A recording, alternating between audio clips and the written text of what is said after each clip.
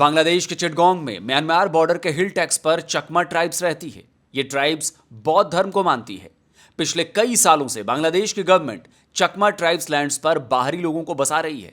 उनकी जमीनों पर कब्जे किए जा रहे हैं, उन्हें इलाकों से भगाया जा रहा है।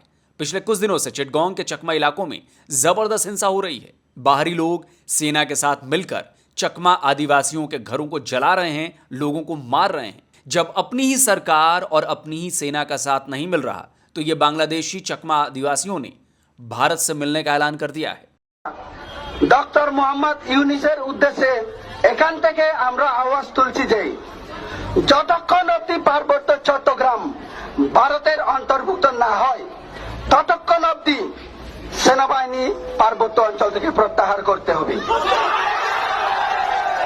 3 নম্বর, যতক্ষণ অবধি পার্বত্য চট্টগ্রাম ভারতের অবিচ্ছেদ্য অংশ কিংবা ভারতের অন্তর্ভুক্ত হচ্ছে না ততক্ষণ অবধি সেখানে সেনা শাসন এবং গণহত্যা বন্ধ করতে হবে। না হলে এই আন্দোলন আমাদের জারি থাকবে।